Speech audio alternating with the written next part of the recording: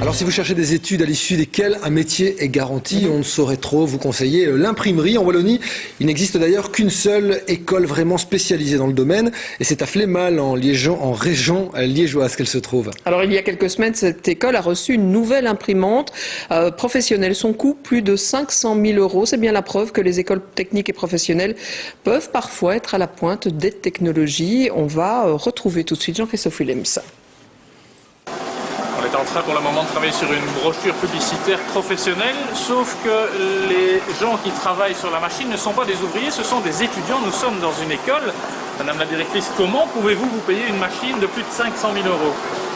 Grâce à un projet communauté française, sur des fonds communauté française, fonds européens accordés par la région wallonne.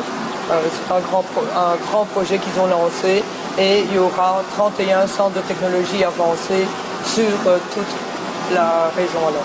Alors vous êtes les premiers centres de technologie avancée, ce qui veut dire que quoi? On forme des élèves, mais c'est également ouvert aux entreprises, aux professionnels. Le principe de base, c'est que ça doit être ouvert à 90% à l'extérieur.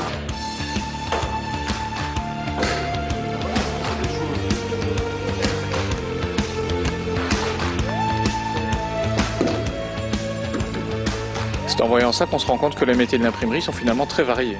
Très varié, on n'imprime pas que sur du papier, on imprime sur des tissus, sur des vinyles qui peuvent se mettre sur des vitrines, sur des voitures, on fait des banderoles, on fait des bics, des portelets, énormément de choses, tout ce qui est publicitaire, ou ludique évidemment aussi. Voilà, c'est très ludique comme formation. Très ludique, oui, parce qu'ils peuvent imprimer, pour les motiver, ils impriment, comme je dis, leur groupe de rock préféré, leur prénom, le nom de leur petite copine, et ça les motive. C'est bien beau tout ça, mais est-ce qu'ils trouvent du travail une fois qu'ils sortent de votre école?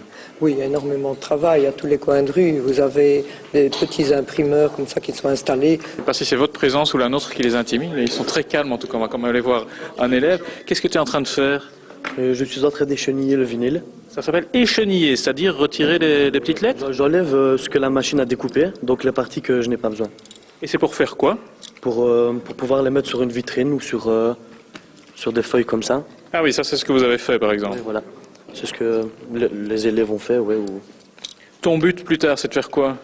Mon but, terminer l'école, la 7e professionnelle, pour pouvoir me mettre à mon compte plus tard.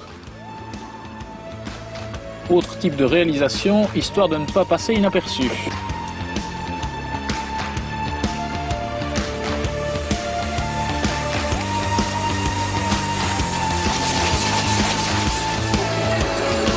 Pour arriver à un bon résultat d'impression, parfois il faut 500 essais. Allez hop, ceci c'est mauvais, on jette.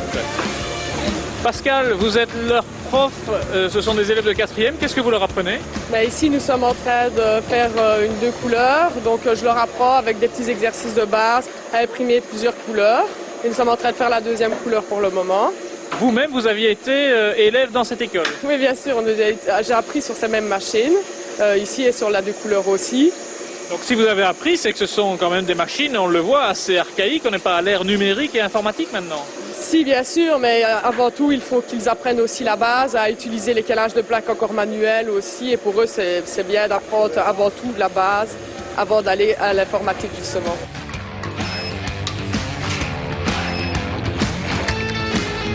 Voilà, est-ce que quelqu'un a enlevé ça?